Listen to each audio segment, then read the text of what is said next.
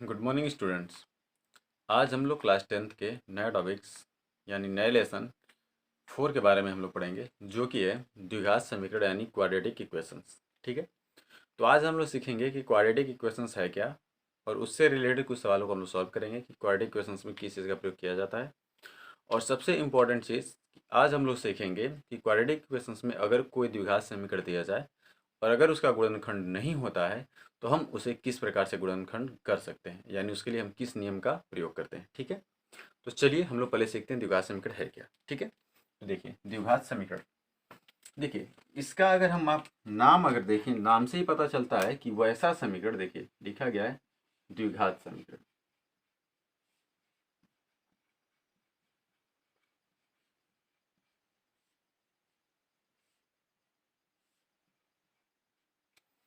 द्विघात समीकरण मतलब ऐसा समीकरण जिसमें पावर कितनी होनी चाहिए, दो होनी चाहिए। देखिए द्विघात समीकरण में ऐसा समीकरण जिसकी घात, ऐसा समीकरण जिसकी अधिकतम घात दो हो, अधिकतम घात दो हो। ठीक है, तो ऐसा समीकरण जिसकी अधिकतम घात दो होती है उसे क्या बोलते हैं, द्विघात समीकरण। जैसे कह दिया गया कि 2x² प्लस 3x प्लस 5। अब इसमें अगर आप देखें तो इसकी अधिकतम घात आपको कितनी दिख रही है, दो दिख रही है। कितनी दिख रही है, दो। तो ऐसा समीकरण जिसकी अधिकतम घात दो होती है उसे क्या बोलते हैं, द्विघात समीकरण। तो यह एक कैसा समीकरण होगा, द्विघात समीकरण। लेकिन अगर हम यह कह दें कि x³ plus 5x² plus 2x plus 3, अब इसकी घात तो दो है लेकिन सबसे अधिकतम घात की बात की जा रही है ना, तो सबसे अधिक घात इसकी कितनी दिख रही है, तीन। तो क्या ये द्विघात समीकरण होगा, नहीं होगा, अर्थात ये द्विघात समीकरण नहीं है। कोई भी समीकरण द्विघात समीकरण तभी हो सकता है जब उसकी मैक्सिमम पावर कितनी होनी चाहिए, दो होनी चाहिए। कितनी होनी चाहिए, दो होनी चाहिए। ठीक है, अब आपको अगर इसके बारे में अगर देखना है तो आपको बता देते कि जिस समीकरण की जितने घातें होती हैं उसके उतने शून्य ज्ञात किए जाते हैं। अगर एक घात है तो उसके शून्य कितने होंगे, एक होंगे। अगर दो घात है तो शून्य की संख्या कितनी होगी, दो होगी। और अगर तीन घात है तो शून्य की संख्या कितनी हो जाएगी, तीन हो जाएगी। तो इसकी घात कितनी है, दो, तो शून्य के भी कितने होंगे, दो होंगे। जैसे एक समीकरण हम लेकर आपको दिखा दें, जैसे कह दिया गया कि एक समीकरण है x² plus 7x plus 12 is equal to 0। ये हमारा समीकरण हो गया। अब इस समीकरण की अधिकतम घात कितनी दिख रही है, दो। इसकी अगर दो समीकरण की अधिकतम घात दो है तो इसके शून्यक कितने होंगे, दो होंगे।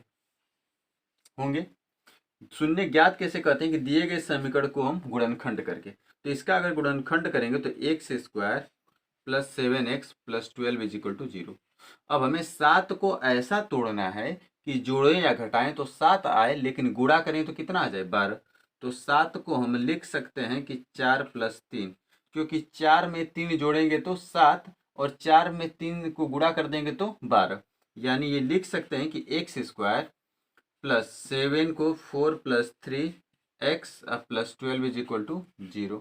या x² प्लस इसका मल्टीप्लाई कर लेंगे तो 4x plus 3x plus 12 is equal to 0। इतना हो जाएगा। इन दोनों में से x अगर कॉमन कर लेंगे तो ये हो जाएगा x प्लस 4। अब प्लस अगर यहाँ से 3 कॉमन कर लेंगे तो ये हो जाएगा x plus 4 is equal to क्या होगा, 0। तो एक ब्रैकेट में x प्लस 4 और एक ब्रैकेट में x प्लस 3 बराबर 0। अब देखिए यहाँ से एक आ गया है x प्लस 4।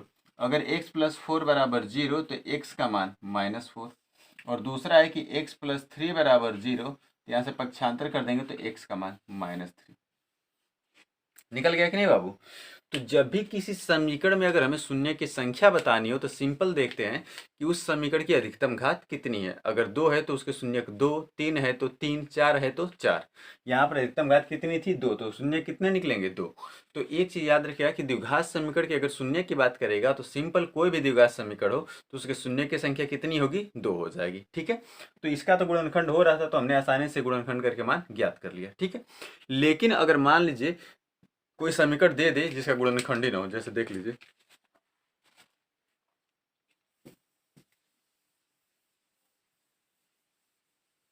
जैसे ये समीकरण है, ध्यान दीजिए X square minus X minus 1 is equal to 0। अब बताइए आप, यहाँ पर x का गुणांक कितना होगा? 1 होगा। क्या 1 को ऐसे जोड़े घटाया जा सकता है कि उसका गुणा करें तो 1 होगा? भाई 1 गुणे 1 बराबर कितना हो जाएगा? 1। लेकिन 1 में 1 जोड़ेंगे तो कितना होगा? 2। और 1 में से 1 घटा देंगे तो क्या हो जाएगा? 0। यानी 1 तभी प्राप्त होगा कब? जब 1 गुणे कितना हो? 1। अब 1 में अगर 1 को जोड़ेंगे तो 2 होगा, और अगर 1 में से आप 1 को घटा देंगे तो 0। यानी या तो x का गुणांक 2 होता तब हो जाता, या x का गुणांक 0 होता तब लग जाता। लेकिन यहाँ पर x का गुणांक कितना दिख रहा है आपको? 1 दिख रहा है। तो क्या इसका कभी गुणनखंड हो सकता है? नहीं हो सकता। तो ऐसे समीकरण जिनका गुणनखंड नहीं होता है, वैसे समीकरणों के मान कैसे ज्ञात करते हैं? तो उसके लिए एक विधि बताई गई है जिसे हम श्रीधाराचार्य नियम कहते हैं। कौन सा नियम कहते हैं? श्रीधाराचार्य नियम। श्रीधाराचार्य नियम तब लागू किया जाता है जब दिए गए किसी द्विघात समीकरण का गुणनखंड न किया जाए। समझ में आ रही बात? तो जब किसी दिए गए द्विघात समीकरण का गुणनखंड नहीं होता है, तब हम जो है श्रीधाराचार्य नियम का प्रयोग करते हैं। तो श्रीधाराचार्य नियम है क्या? चलिए हम आपको निकाल करके बताते हैं। ठीक है, देखिए।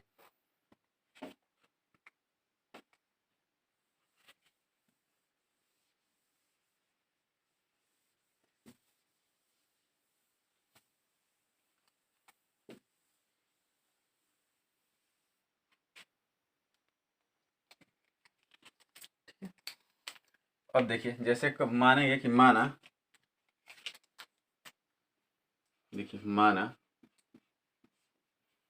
ए X square plus B X plus C equal to 0 कोई द्विघात समीकरण है।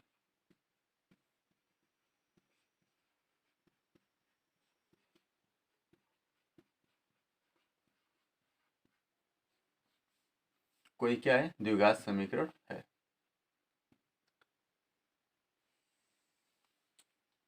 ठीक है, तो यहां से अगर हम इसके मान ज्ञात करते हैं तो लिखेंगे चूंकि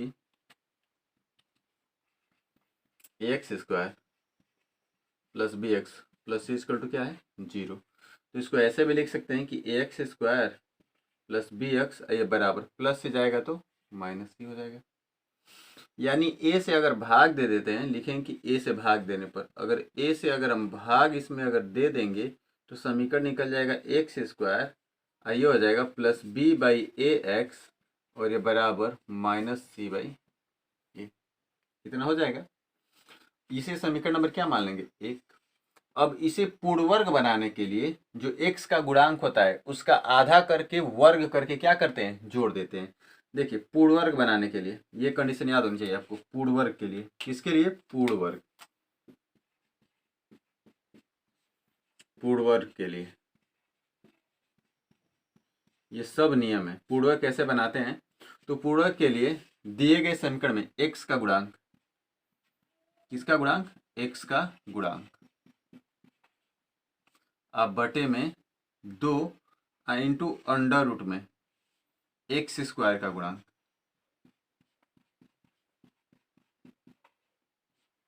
और जितना मान आएगा इसी का वर्ग, इसी का क्या कर देंगे? वर्ग। वर्ग समझ रहे हैं?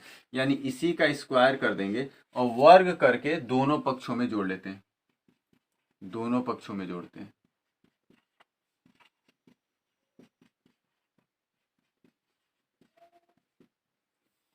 अगर आप इसे ध्यान से देखें तो इसके लिए आपको कंडीशंस क्या मिल रही है?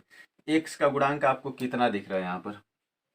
एक्स का गुणांक बी बाई ए, तो बी बाई ए, अब बटे में 2 और अंडर रूट में एक्स स्क्वायर का गुणांक कितना दिखेगा आपको? 1, तो ये हो जाएगा 1। अब इसी का स्क्वायर कर देंगे तो ये देखिए भिन्न के भागे बी, अब बटे में ए नीचे आ जाएगा तो 2a, इसी का क्या होगा? स्क्वायर।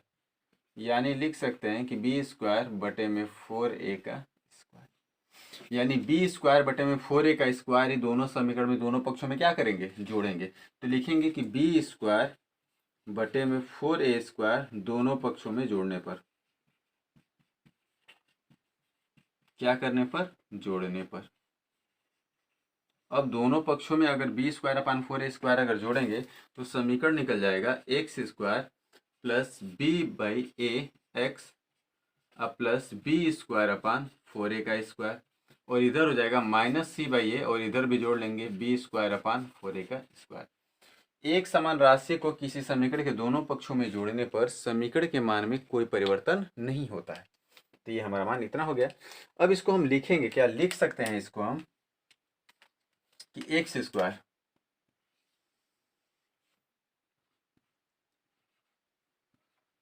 प्लस b/x प्लस, इसको लिख सकते हैं b/2a का होल स्क्वायर। और इसका देखिए एलसीएम लेंगे तो कितना एलसीएम मिल जाएगा 4a², और a से 4a² में भाग देंगे तो a के कट जाएगा, 4a बच जाएगा। अब 4a का c में गुणा कर लेंगे तो -4ac। देखिए 4a² से जब 4a² में अगर हम भाग देंगे तो 4a² पूरा कट जाएगा, बचेगा कितना 1, और 1 का b² में गुणा करेंगे तो प्लस हो जाएगा b का स्क्वायर।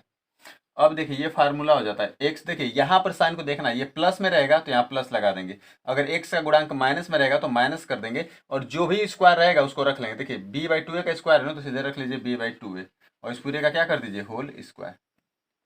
x रहेगा तो x, y रहेगा तो y, z रहेगा तो z, और देखना है कि x का गुणांक का चिन्ह प्लस है कि माइनस। अगर x के गुणांक का चिन्ह प्लस है तो यहाँ पर प्लस रखेंगे, अगर माइनस है तो माइनस, और जो भी अचर पद रहेगा वर्ग में उसी को रख लेंगे, पूरे का होल स्क्वायर। ये बराबर, देखिए इसको प्लस को है तो पहले लिख लीजिए, तो ये हो जाएगा b²। अब -4ac को बाद में रखिए, अब बटे में ये हो जाएगा 4a को लिख सकते हैं कि 2a का होल स्क्वायर कर सकते हैं।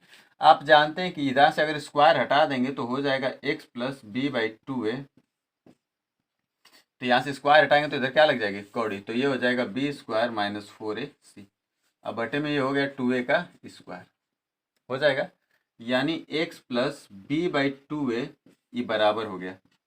देखिए b² - 4ac का वर्गमूल निकलेगा, नहीं निकलेगा तो इसे हम ऐसे रहने देंगे, क्या b² - 4ac इस पूरे के बटे में, स्क्वायर से कड़ी क्या होगी गायब, तो नीचे क्या बचेगा केवल 2a, या x बराबर, ध्यान दीजिए ये प्लस है b तो इधर जाएगा तो -b/2a, और यहाँ पर वर्गमूल किस में निकलेगा प्लस माइनस में, तो लगा लेंगे प्लस माइनस, और ये कड़ी में हो गया b² - 4ac बटे में 2a।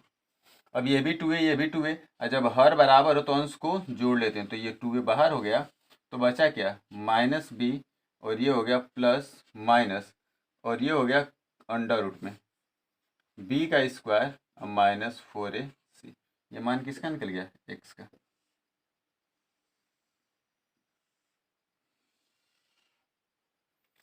ठीक है, जो ये नियम हमने ज्ञात किया है इसी नियम को हम बोलते हैं श्रीधाराचार्य नियम। क्या बोलते हैं? श्रीधाराचार्य नियम। यह कब प्रयोग किया जाएगा? जब दिए गए किसी समीकरण का गुणनखंड न हो, तब हम इस नियम का प्रयोग करके उसका गुणनखंड कर सकते हैं। आप नियम देख लीजिए, फिर एक एग्जाम्पल्स आपको हम करके बताते हैं कि इसका प्रयोग कैसे करना है।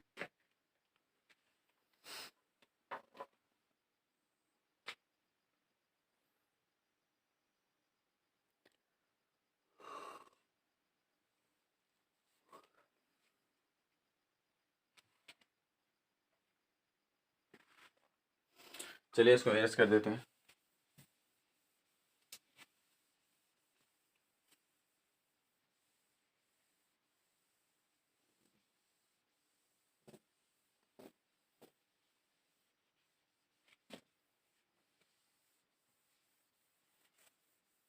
फार्मूला रहने देते हैं, फार्मूले का यूज करके आपको दिखा रहे हैं हम कैसे करना है।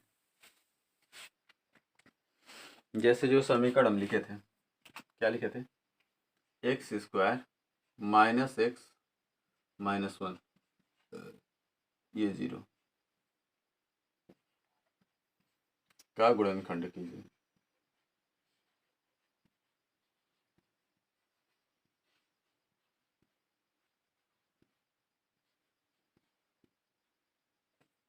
ठीक है, तो अगर इसका हमें गुणनखंड करना है, क्या करना है? गुणनखंड करना है। तो जब इसका गुणनखंड करना है तो सबसे पहले हम क्या करेंगे, इसमें देखेंगे कि इसका सोल्यूशन हो पा रहा है कि नहीं हो पा रहा है। यहाँ पर x का गुणांक भी x² का 1, और x का गुणांक भी कितना मिलेगा 1 मिलेगा। ठीक है, तो इसका गुणनखंड हो रहा है नहीं हो रहा है, तो सबसे पहले तुलना कर लेंगे किससे, ax² + bx + c से। तुलना करेंगे तो a का मान कितना आ जाएगा 1, और b का मान क्या आ जाएगा -1, और c का मान क्या आ जाएगा -1 आ जाएगा। अब लिखेंगे गुणनखंड नहीं हो रहा है, अर्थात श्रीधराचार्य नियम के अनुसार।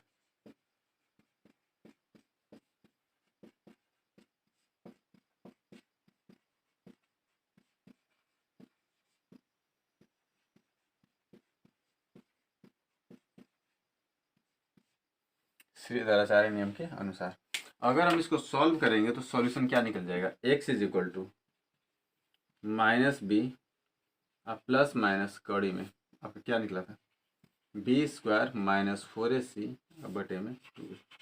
ये मान हमारा था। अब इसी से जो है हम लोग सॉल्व करेंगे, इसको हम इरेज कर देते हैं।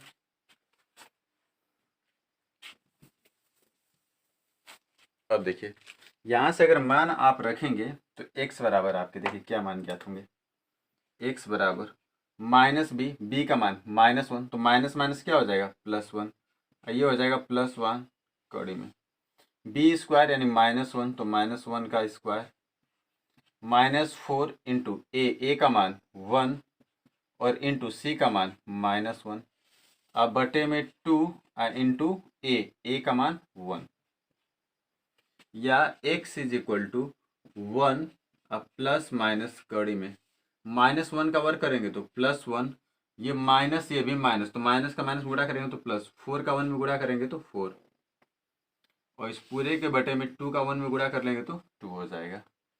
या इसी को हम ऐसे भी लिख सकते हैं कि x इज इक्वल टू 1 और ये हो जाएगा प्लस माइनस 4 में 1 ऐड कर देंगे तो कितना हो जाएगा 5, इस पूरे के बटे में क्या हो जाएगा 2। तो ये हमारा किसका मान निकल गया, x का। अब इसके दो मान निकलेंगे, क्यों, क्योंकि एक बार प्लस है और एक बार क्या है माइनस, तो लिख लेंगे कि धन चिन्ह लेने पर, कौन सा चिन्ह लेने पर, धन चिन्ह लेने पर। जब यहाँ पर आप धन चिन्ह लेंगे तब x का मान निकल जाएगा 1 प्लस √5/2 निकल जाएगा जब धन चिन्ह लेंगे। और दूसरा जब ऋण चिन्ह लेंगे तो ऋण चिन्ह लेने पर, जब ऋण चिन्ह आप लेंगे तो ये हो जाएगा x बराबर 1, अब इस प्लस की जगह क्या लेंगे माइनस, तो ये हो जाएगा √5/2, ये किसका मान निकल गया x का। ठीक है, तो ये हमारे कितने मान निकल गए, 2, कितने मान निकले 2। और जब 2 मान निकले हैं तो द्विघात समीकरण में अधिकतम घात भी कितनी होती है 2, अर्थात दिए गए समीकरण के 2 मान है, अर्थात हमारा द्विघात समीकरण सही है। सोल्यूशन कैसे करना है श्रीधराचार्य के नियम के अनुसार वो आपको देखिए क्वेश्चन मैंने करके दिखाया है, आप इसे ध्यान से देख लीजिए। जब भी किसी द्विघात समीकरण का गुणनखंड नहीं होगा तो आप इस नियम का प्रयोग करके उसका जो है गुणनखंड कर सकते हैं। ठीक है, ये डेमो क्लासेज आपके चल रहे हैं, एक्सरसाइज आपके अगले वीडियो से चलेंगे। ठीक है, तो आप इसे ध्यान से देख लीजिए।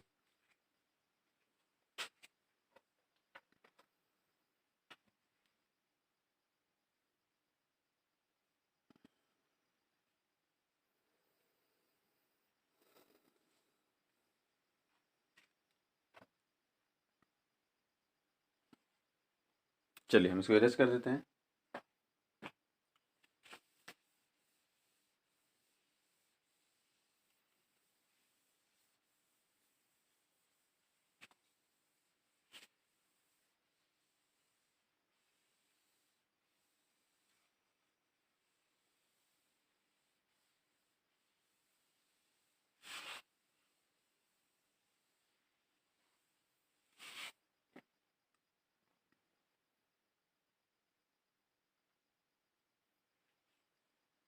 चलिए अब देखिए कि कोई अगर समीकरण दे दे और कहे कि बताइए कि क्या यह समीकरण द्विघात समीकरण है कि नहीं है, तो हम उस समीकरण की पहचान कैसे करें। देखिए कोई समीकरण अगर हमें इक्वेशंस दे रहा है और अगर पूछ रहा है कि वह द्विघात समीकरण है कि नहीं है, तो सिंपल यदि उसकी घात 2 होगी तो द्विघात समीकरण होगा, और अगर उसकी घात 2 नहीं निकलती है तो हम कह देंगे कि सिंपल यह एक द्विघात समीकरण नहीं है। समझ में आ रही बात।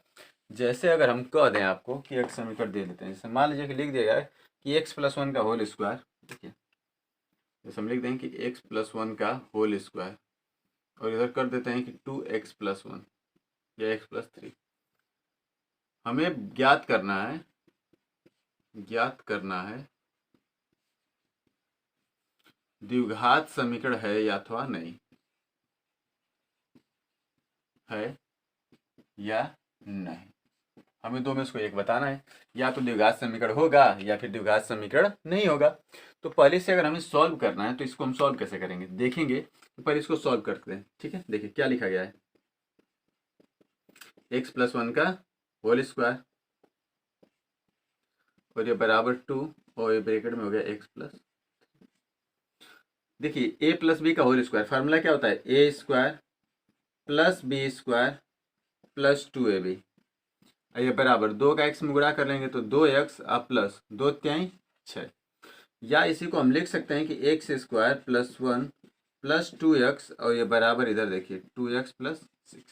यहाँ x 2x क्या होगा, कट जाएगा तो बच गया x² + 1 = 6।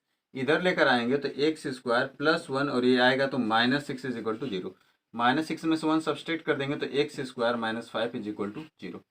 अब बताइए ये जो समीकरण हमने प्राप्त किया है, इस समीकरण की अधिकतम घात कितनी है, 2 है, अर्थात ये द्विघात समीकरण है, द्विघात समीकरण है। लेकिन एक दूसरा देख लीजिए यहाँ पर, जैसे हम कह देंगे, जैसे मान लीजिए कि x+2 इसका होल स्क्वायर ये बराबर 3 और यहाँ पर हम 3 करें, देख लीजिए x+1 का होल स्क्वायर + 2।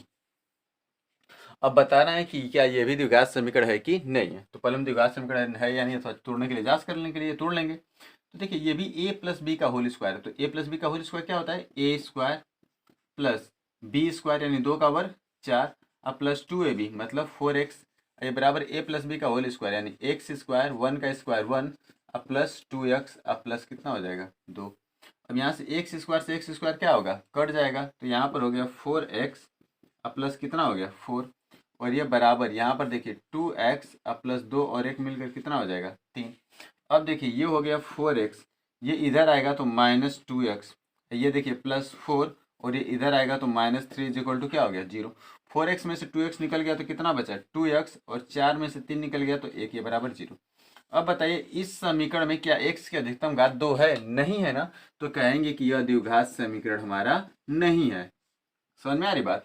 तो अगर कोई समीकरण दे और पूछ देगा कि उस दिए गए समीकरण में बताइए कि द्विघात समीकरण है कि नहीं है, तो पहले हम समीकरण को सॉल्व करेंगे और अगर दिए गए समीकरण का मान कट करके अगर उसकी घात अधिकतम 2 रह जाती है जैसे इस समीकरण में है तो द्विघात समीकरण होगा, और अगर द्विघात समीकरण घात 2 नहीं रहती है तो कह देंगे सिंपल कि दिया गया समीकरण द्विघात समीकरण नहीं है। तो ये होगा द्विघात समीकरण की जांच करना कि कोई समीकरण द्विघात समीकरण है अथवा नहीं है। ठीक है,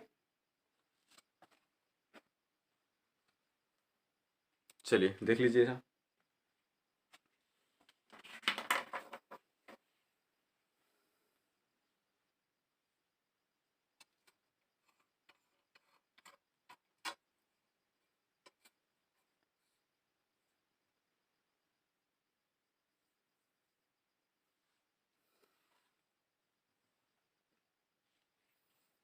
ठीक है, चलिए इसको मिटाते हैं।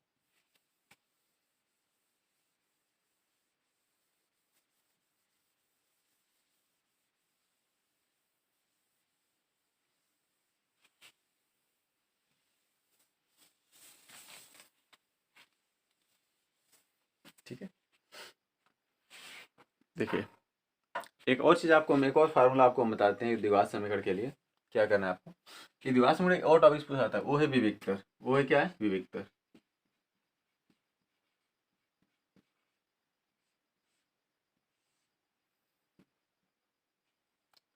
विविक्तर का फार्मूला होता है कैपिटल D = b² - 4ac।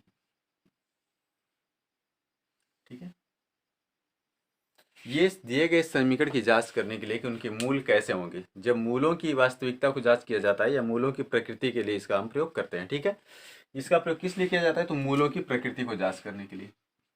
मूलों, मूल नहीं कह सकते हैं तो आप यही समझ लीजिए, सुनिए देखिए मूल कहिए या शून्य कहिए, बात एक है कि प्रकृति के लिए। अगर मूलों की प्रकृति को हमें जानना है कि मूल कैसे हैं, वास्तविक हैं, परिमेय हैं, काल्पनिक हैं, कैसे हैं, तो उनकी प्रकृति को जानने के लिए हम किसका प्रयोग करते हैं, विविक्तर का। समझ में आ रही बात। विविक्तर की 4 अवस्थाएं होती, कितनी अवस्थाएं होती हैं, 4 अवस्था। कौन कौन सी होती हैं वो ध्यान से देख लीजिएगा। अभी इसमें नोट में एक जो है सबसे ज़्यादा पूछा जाता है, क्या पूछा जाता है वो हम यहाँ पर राइट कर रहे हैं, ध्यान से आप देख लीजिए। ठीक है, देखिए पहली चीज विविक्तर का प्रयोग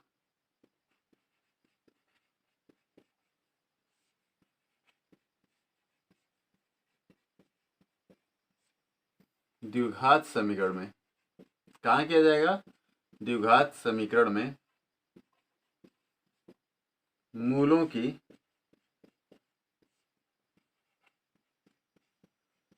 प्रकृति के लिए किया जाता है।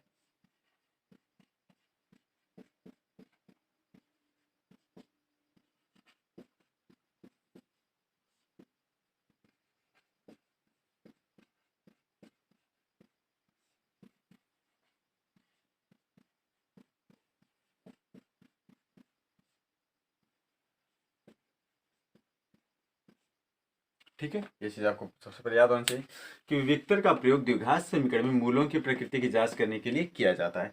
अगर इसमें आपको ध्यान देना है कि मूलों की प्रकृति है क्या, तो सबसे पहले वहां पर ध्यान दीजिएगा कि मूलों की प्रकृति व कंडीशंस। ठीक है, मूलों की प्रकृति, ध्यान दीजिए, मूलों की प्रकृति और एक तरफ हो जाएगा शर्त।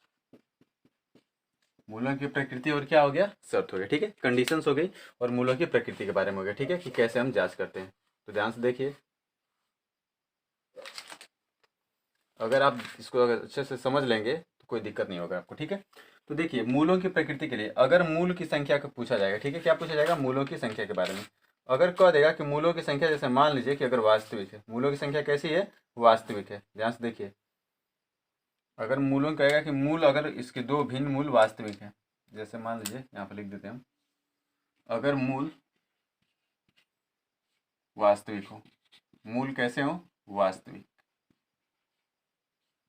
दूसरा है कि अगर मूल जो है इसके बराबर हो जाए, मूल कैसे हो जाए मुन्ना आपके? तो बराबर हो जाए।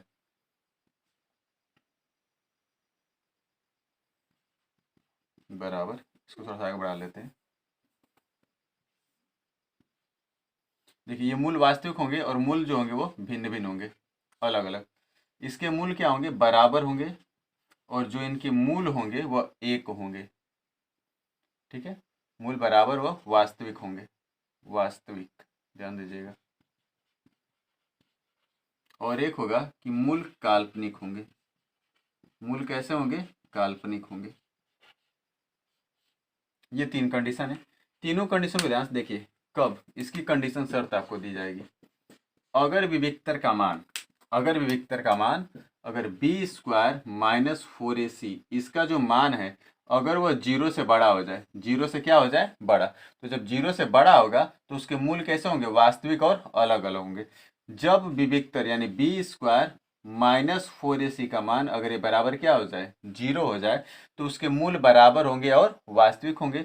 और अगर बी स्क्वायर माइनस 4ac का मान अगर जीरो से छोटा हो जाता है, जीरो से क्या हो जाता है? छोटा हो जाता है, तो ऐसी स्थिति में मूल कैसे होते हैं? काल्पनिक होते हैं। मूल कैसे होंगे? हमारे काल्पनिक होंगे। ठीक है, जैसे इक्वेशन हम लेकर दिखाते हैं। जैसे कह दिया गया कि जैसे मान लीजिए कि इक्वेशन है 2x square plus 3x plus 1 is equal to 0। ये समीकरण हमारा है, हमें दिखाना है कि इसके मूल कैसे होंगे। ठीक है, मूलों की प्रकृति हमें बतानी है। मूलों की प्रकृति,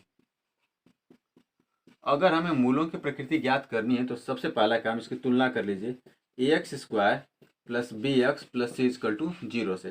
तो यहाँ से तुलना करेंगे तो ए का मान 2, बी का मान 3 और सी का मान 1 हो जाएगा। और मूलों की प्रकृति की जांच करनी है तो डी विविक्तर ज्ञात करिए, बी स्क्वायर माइनस 4ac। अब अगर b का मान आप रखेंगे तो b का मान कितना है? 3, तो ये हो जाएगा 3 का स्क्वायर माइनस 4 इंटू ए का मान 2 इंटू सी का मान 1, 3 का वर्ग 9 और 4 दूनी के 8, 9 में से 8 गया 1। बताइए जो एक है यह बड़ा है किससे? 0 से। एक किससे बड़ा है? 0 से। और जब जो समीकरण का मान 0 से बड़ा होगा तो उसके मूल कैसे होंगे? वास्तविक व भिन्न भिन्न होंगे। कैसे होंगे? वास्तविक व भिन्न, यानी कि अलग अलग होंगे। समझ में आ रही बात? तो ये हो गया विविक्तर और ये हो गया मूलों की प्रकृति की शर्तें 3, और कैसे ज्ञात किया जाता है ये आपको एग्जाम्पल्स मैंने समझा दिया है। तो इस तरीके के अगर क्वेश्चंस कोई मिलते हैं तो आप उसकी प्रकृति बता सकते हैं। ठीक है, तो आज की वीडियो में इतना ही। हम लोग अगले वीडियो से एक्सरसाइज एक एक्सरसाइज को सॉल्व करेंगे। तब तक आप अपनी स्टडी कंटिन्यू रखिए और कंसेप्ट को, और जो भी डेमो क्लास में कंसेप्ट बताया जाए उससे आप अच्छे से पढ़ते रहिए, ताकि डाउट्स कोई क्लियर आपके, मतलब कोई डाउट्स ना रहें, जिससे आपको हर एक चीज़ में क्लियरिटी मिलती जाए। ठीक है, चलिए तो अपनी स्टडी कंटिन्यू रखिए। धन्यवाद।